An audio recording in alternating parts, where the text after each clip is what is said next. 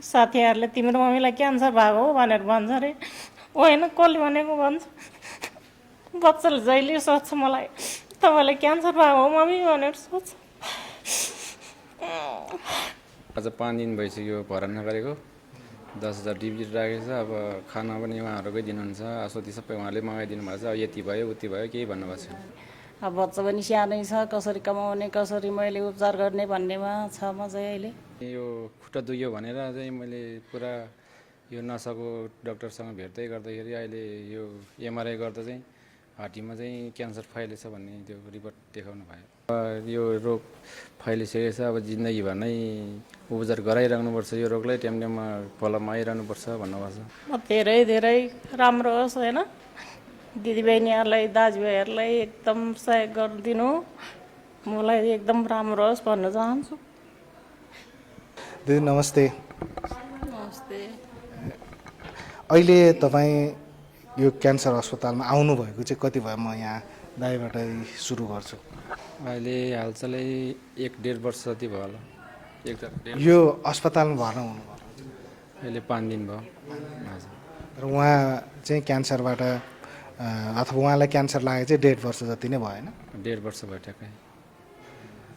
के भन्नुहुन्छ अहिले तपाईँ 5 दिन हुनुभएको रहेछ यो अस्पतालमा, अस्पतालबाट चाहिँ के भन्नुभएको छ प्रशासनबाट चाहिँ यो निको हुने खालको हो अथवा यसलाई चाहिँ औषधिले मात्रै कम गर्न सकिन्छ, के भन्नुभएको छ? खै अब हस्पिटलले चाहिँ अब पहिला ब्रेस्टको क्यान्सर त्यो निको भइसकेको थियो, फेरि अहिले फाइलिएर चाहिँ हार्टीमा पुगेछ भन्छन्। अब खै डक्टरहरूले चाहिँ अहिले रेडिसन गर्दैछ, अब प्लान गरेर चाहिँ अब औषधि किमो चढाउनुपर्छ भन्नुभएको छ। अहिले किमो चढाउनु पर्छ भन्नुभएको छ उहाँहरूले चाहिँ होइन? हजुर। कति भयो यसरी उहाँलाई यसरी गाह्रो नै भएको चाहिँ? गाह्रो नै भएको चाहिँ अहिले हालचालै 1.5 वर्ष 1.5 महिना जति भयो। 1.5 महिना जति भयो होइन?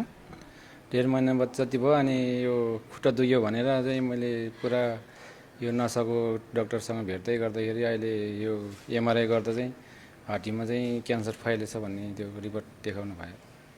ए तपाईँहरूले चाहिँ अरू नै उपचार गरेर बस्नुभयो होइन? हजुर। पहिला यो क्यान्सर निको भएको थियो, अनि त्यहाँबाट खुट्टा दुख्यो भन्नुभयो, अनि खुट्टा दुख्ने नियममा चाहिँ अब यो नसा च्याप्ने यताउता भयो होला भनेर चाहिँ नसाको डक्टरले देखाउने गरेको थियो यही हस्पिटलमा।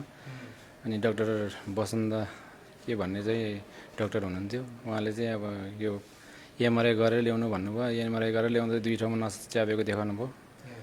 त्यहाँनिर अनि फेरि ठाउँ ठाउँमा त्यो फोका फोका पानीको फोका जस्तो देखाउनु भयो। त्यसको लागि पनि यो अब क्यान्सर हो कि पानी जमेको हो भनेर बुझ्नको लागि चाहिँ उहाँले बायोप्सी त्यही एमआरआई गरेर त्यस्तो गरेर चाहिँ फेरि बोन स्क्यान गरेर ल्याउनु भन्नुभयो। त्यहाँबाट त्यो ल्याउँदाखेरि चाहिँ क्यान्सरै त्यो गर्नुभयो। क्यान्सरै हो भन्ने प्रमाणित भइसक्यो होइन? हजुर।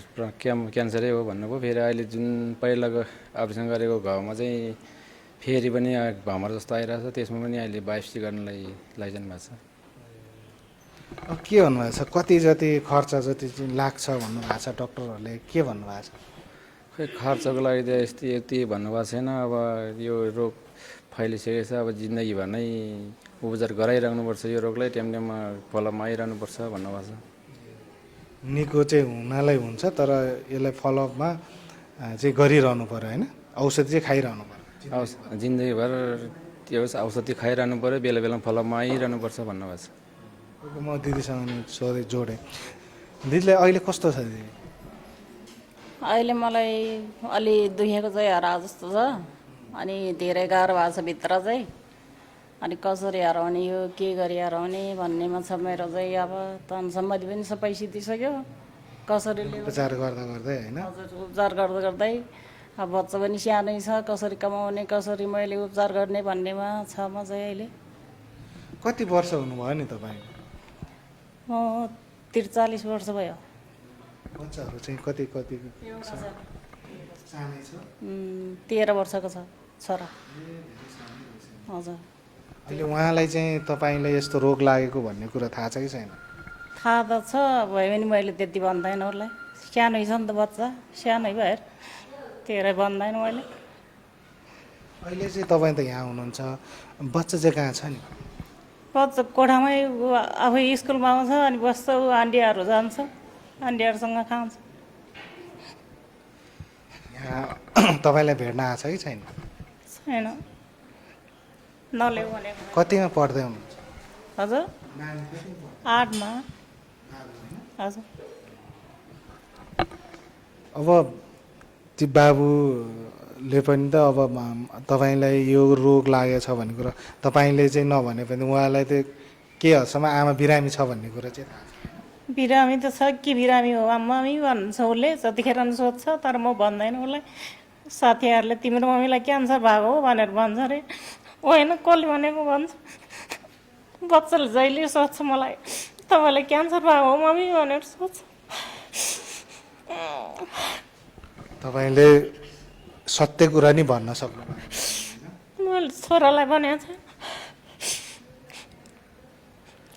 कसरी भन्ने मैले सानै छ ऊ बुझ्दैन त्यही भएर मैले लुगाइराखेको छ साथीहरूले चाहिँ तिम्रो मम्मीलाई क्यान्सर भएको हो भनेर भन्छ अरे होइन बाबु कसले भनेको तिमीलाई भनेर म जितेरै बसेको छु अहिलेसम्म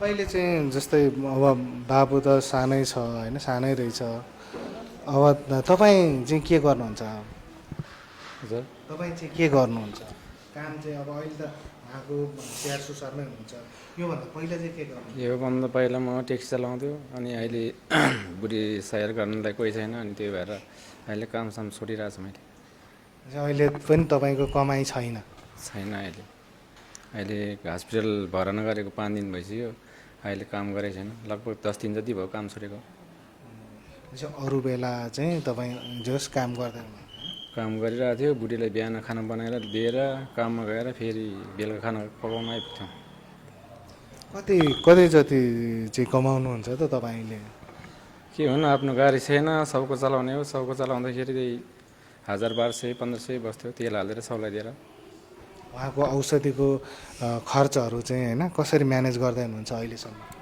अहिलेसम्म त अलिकति भएको पनि ऋण गरेर गरेको त्यो भएको पनि सिद्धिसक्यो त्यही भएर ऋण आफूले कमाउनेले पनि पुगिरहेको छैन होइन पुगिरहेको छैन भएको त सबै पहिल्यैको उपचारमा सिद्धियो हो अनि त्यही भएर अहिले त्यस्तै भइरहेछ अरू अब सहयोगी मनहरू जसले यो भिडियो हेरिरहनु भएको छ उहाँको होइन एउटा सानो छोरो छ होइन त्यो छोरोको भविष्यको लागि भए पनि आमा बाँच्नु परेको छ होइन अब बुवाले त कोसिस गरिरहनु भएको छ तर पनि सहयोगी मनहरूले तपाईँको एक रुपियाँ अथवा तपाईँले गर्नुभएको अथवा एक कप चिया नखाएर पठाउनु भएको सहयोगले उहाँको छोरा टुहुरो हुनबाट बच्न सकिन्छ होइन त्यो चाहिँ भन्न चाहन्छ तपाईँहरूले यो पुरा भिडियो हेरेर चाहिँ उहाँहरूलाई सहयोग गरिदिनु होला भन्ने म पनि अपिल गर्न चाहन्छु अब चाहिँ यो यहाँ अस्पतालमा चाहिँ कति जति राख्नुपर्छ भन्नु खै त्यो त भन्नु खास छैन अहिले त अब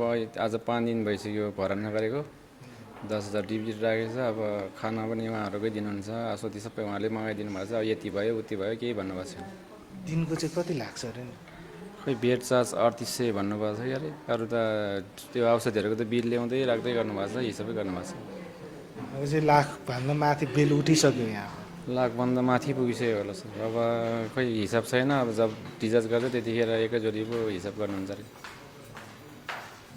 जस्तै दिदी म दिदीलाई भने अब तपाईँ त यो अवस्थामा हुनुहुन्छ तपाईँको माइती चाहिँ कहाँ हो नि मेरो माइती अन्तर्मुख हजुर अनि दाजुभाइहरू पनि हुनुहुन्छ होला तपाईँले यो रोग लागेको भन्ने कुरा पनि थाहा पाइसक्नु भयो होला होइन के भन्नुहुन्छ उहाँहरूले त राम्रो होस् के अरे दिदीको लागि धेरै राम्रो होस् सहयोग गर्नु पर्ला नि सहयोग गर्नु पर्यो अब भनेर भन्नुहुन्छ मैले थाहा छ आमा हुनुहुन्छ बुवा चाहिँ हुनुहुन्न हेर त अब आमा पनि बिचरा पीडामा हुनुहुन्छ होला होइन हाम्रो छोरीले भनेको छैन मैले अहिलेसम्म भनेको छैन पहिला त भनेको थियो अहिले भनेको छैन झन् धेरै पीडा लिनुहुन्छ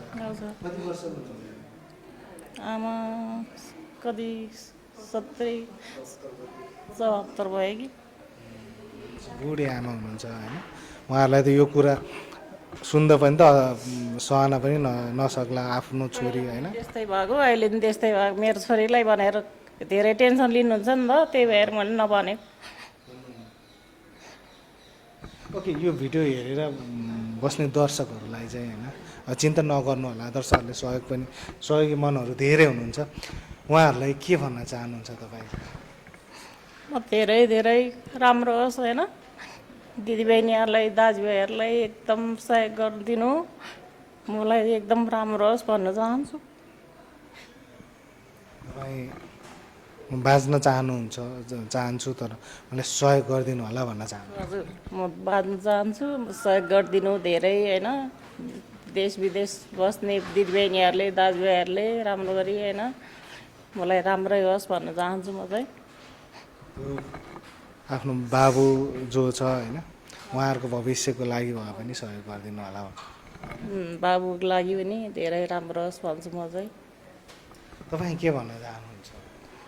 हजुर, म पनि त्यही हो, मेरो भएको सिद्धिसक्यो। अब जति सहयोग गर्नुहुन्छ दिदीबहिनी देश विदेश सबै ठाउँको दाजुभाइ दिदीबहिनीहरू सब अलिअलि भए नि सहयोग गरिदिनु हुन अनुरोध गर्दछु। हजुरको मैले सोध्न भुलेछु, गाउँ चाहिँ कुन हो? मेरो सिन्धुपाल्चोक जिल्ला हेलम्बु 2 नम्बर तामाङ भिरकार्का। तपाईँ सिन्धुपाल्चोकै पर्नुभयो, उहाँको चाहिँ उता अतर्फ, तपाईँको चाहिँ यता हेलम्बु साइड, हेलम्बु गाउँ बालिका 2 तामाङ भिरकार्का। एउटै हो जिल्ला। जिल्ला चाहिँ एउटै पऱ्यो। हजुर। हजुर सर। ओके, हामी अन्त्यतिर छौँ।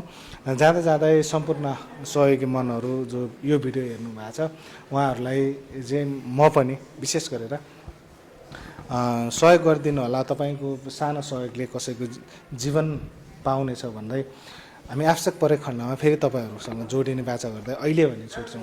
तपाईँ दुवैजनालाई धेरै धेरै धन्यवाद।